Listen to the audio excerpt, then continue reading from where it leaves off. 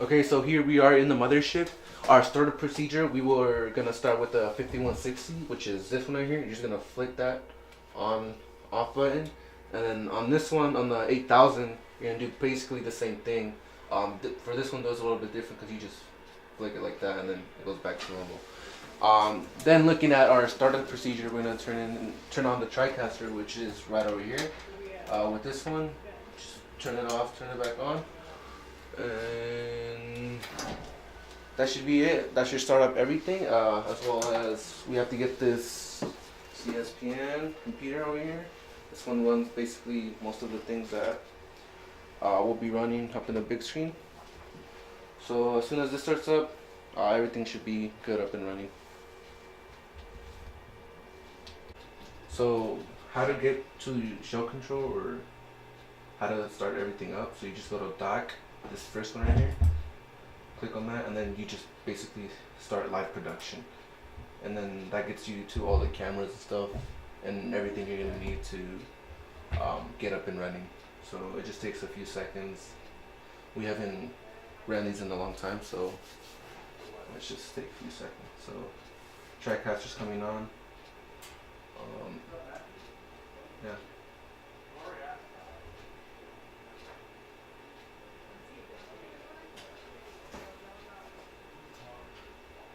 And as you guys can see here, everything's loading up. We just need to get some cameras working, and we should be ready to go. Alright, so here I'm going to show you guys how to do a replay using the replay system. To begin recording a clip at the beginning of a play in football or whatever game it is you're recording, you push this end button. That begins the replay recording. After you get some footage of something cool that you want to do a replay of, you hit the out button and it will create a clip. We can now pan through the clip using this wheel and find the point that we thought was cool. So maybe right here. To display a replay on the screen, you use this replay in button, and it will cue the transition and set up the replay to be played on screen. So here we go. I hit the play button, and now it will play the replay. You then hit the replay out button and then the stop button. When doing a replay, it is good to hit the replay in button, waiting until the animation is completely done, and then hitting the play button. Well, don't leave any time there where the video is stopped. So there goes the animation, and there we go, we play it. And then we replay out, and then we stop it. I will now do the same thing again, but with you looking at the screen so you can see what happens. So right now you can see what is live. I'll hit the replay in button. You hit play. You hit the replay. Once we're done with the replay, you hit replay out, and the stop button. Adjust the speed of the replay using this dial here. And you can also use the buttons on the side. Before you begin doing replays, make sure that this button here is clicked on DDR2 to do the replays and not the clips. This red recording light will be on when it's recording, and these are used to create the clips again. So I'll now get another clip. Wait however long until your action or your play is over in football or whatever sport it is, and press replay out. And now we have our clip created.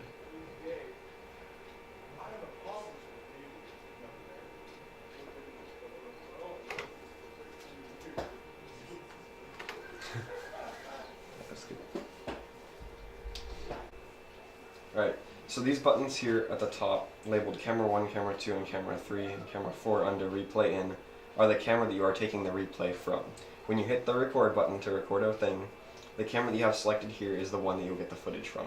You can only record footage from one camera at a time, however you can switch mid-clip. So, say I want to record footage from camera 2 because that's the only I have hooked up, I push the camera 2 button, and now we're getting from that. If we want to switch to the other one, we push camera 1. We don't have it hooked up right now, but if we did, we'd be able to switch to that and get a different angle.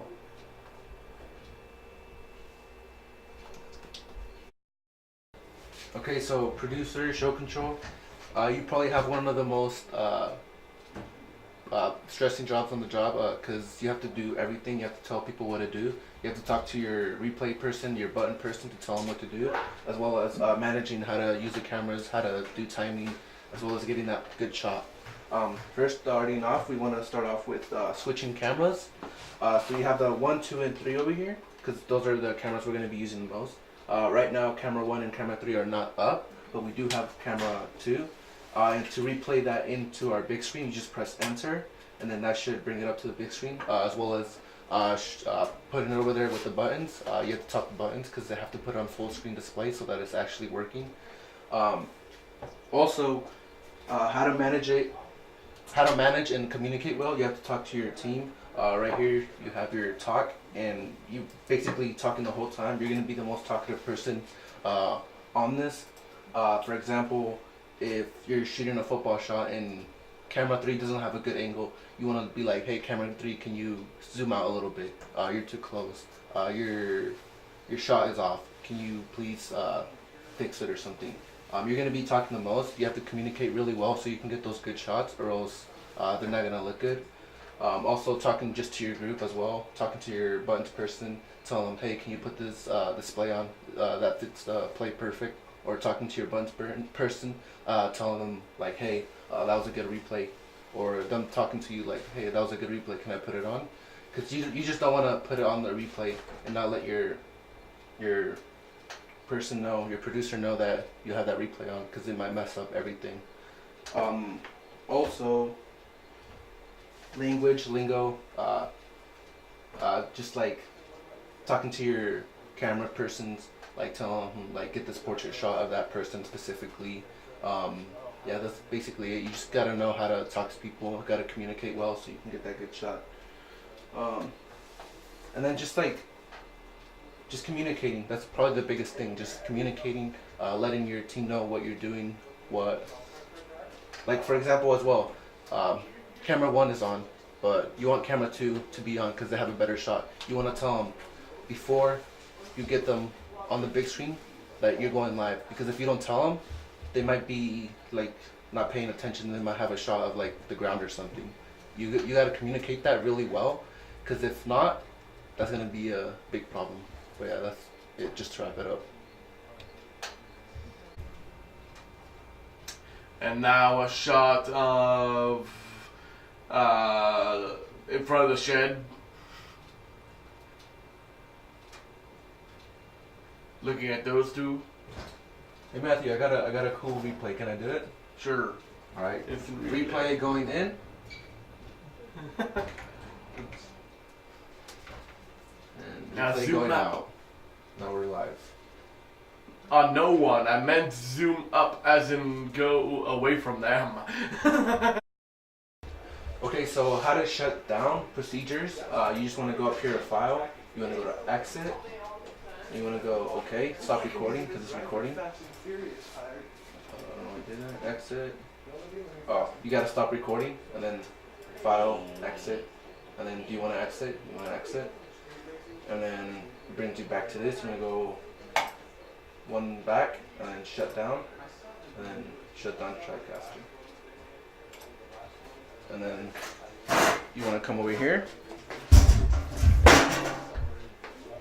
and then you want to turn off the recording. You want to turn off the 5160. You want to shut this down, shut that down, and then turn off the TriCaster. It's already off. Oh yeah. You should be good then. And then this one should turn off, and then the laptop just basically do that. Just make sure you blank display on the screen before you do any of the other stuff. And Yeah. It should be good.